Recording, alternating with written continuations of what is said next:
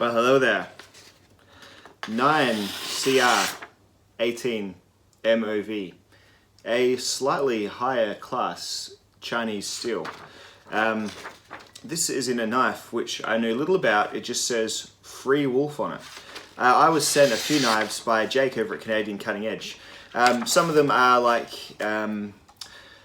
what would you say? Some of them are just the Chinese knives, you know, the ones like the Ganzo type Sanremu type knives. They're all a bit sort of anonymous.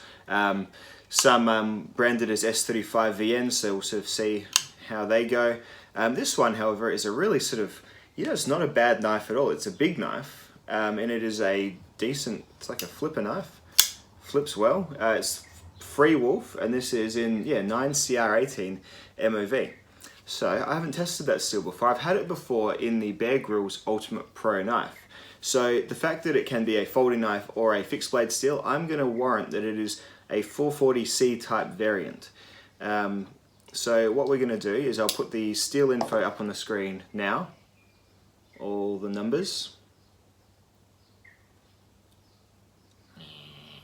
And without much further, you know the drill here. I've got my twisted sisal rope. I've got my piece of paper that I'm going to keep using until it no longer slices it. I'm going to crank this bad boy open. I've put a work sharp edge on it, 20 degrees, kitchen knife guide on either side. We're going to see how this bad boy cuts and see how long 9cr18mov steel lasts. Is it an upgrade? If it is, how much of an upgrade? So, as I said, this is just one knife and one test, as I often say, not the be-all and end-all, but definitely a data point. So let's see what kind of data point this little baby leaves, the Freewolf large knife. Let's get to it.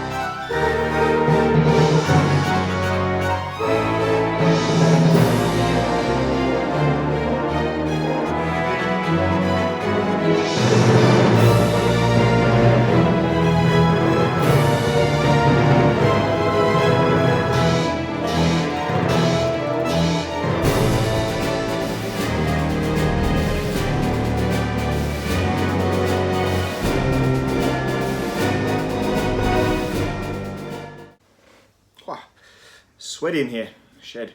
So 72 cuts for this one. Yeah, that's probably fine, I guess. It's better than the 8cr. I guess you've got a little bit of extra carbon and some other stuff in there that has made it a slightly longer lasting knife still. So 72 cuts, that's comparable with some decentish 440C I've had from Lion Steel, I think. It got very dull very suddenly. So from about 60 to 70, it started off really easy to push through the material, just like cutting so well. And then gradually it got fairly dull. 60 to 70, I was pushing a little bit harder, but it still sort of did the slice, and then by 72, gone. So no worries at all there. So yeah, this big old knife will cut for a fair old while. Remember, that's like VG10 levels of performance-ish, so not too bad. And I imagine it's not an expensive knife. One thing is, wow, that's not comfortable to cut rope with. This is Hotspot City, this handle here. Absolutely crazy. The lock bar is just like a little spike. But anyway, cool looking big old knife though. And it flips well. Very interesting. Thank you very much to Jake from Canadian Cutting Edge for sending this and several others along for this sort of purpose. Check out Jake's channel. Jake does different knife videos to me. He does like really frequent uploads. Always something to watch on the CCE channel. Lots of the like the budget knives from China, which you don't really get on my channel just because it's like a whole other attention span you need for those knives. Like, it's all Greek to me. It's crazy. But if you're into that sort of stuff, or if you just want like the crazy budget knives and which ones are half decent, because I mean, you go on those sites like the Banggood or the whatever the GearBest, and it's all just overwhelming. There's just so much. So if you want a bit of a guide to that sort of stuff, then Jake's probably a man. So anyway, that's this knife. So a few steel tests done today.